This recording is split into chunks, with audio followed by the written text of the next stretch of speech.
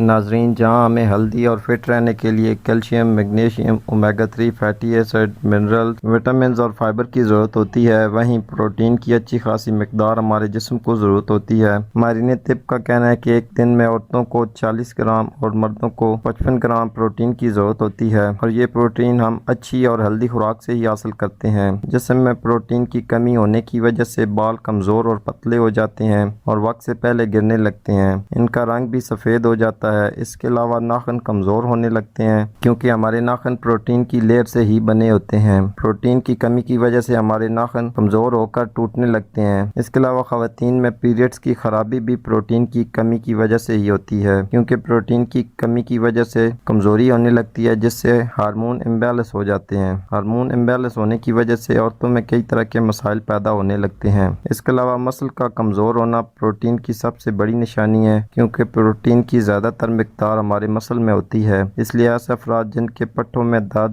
یا پٹھوں میں کھچاؤ رہتا ہے یا ہر وقت تھکے تھکے رہتے ہیں، ان کو پروٹین کی کمی ہے۔ اس کے علاوہ ایسے افراد جو جلدی امراض میں مبتلا رہتے ہیں یا ان کے زخم جلدی ٹھیک نہیں ہوتے، ان میں بھی پروٹین کی کمی ہوتی ہے، کیونکہ پروٹین خلیات کو توڑنے اور بنانے میں اہم کردار ادا کرتے ہیں۔ پروٹین کی کمی کی وجہ سے جلد خشک اور پھٹنے لگتی ہے، ہونٹ بھی آپ کے خشک اور پھٹ جاتے ہیں۔ اس کے علاوہ ایسے افراد جن کو نیند نہیں آتی یا جن کا سر بھاری رہتا ہے، یادداشت کی کمزوری ہو رہی ہے، وہ بھی پروٹین کی کمی کا شکار ہیں۔ یہ تمام تر علامات پروٹین کی کمی کی ہیں۔ اب ایسی غذاؤں کے بارے میں جان لیتے ہیں جن کا استعمال کر کے ہم پروٹین کی کمی کو پورا کر سکتے ہیں۔ پروٹین کی کمی پوری کرنے کے لیے انڈا سب سے بہتر غذا ہے۔ اگر ہم دن میں 1 سے 2 انڈے استعمال کر لیں تو دن بھر پروٹین کی مقدار کی ضرورت پوری ہو جاتی ہے۔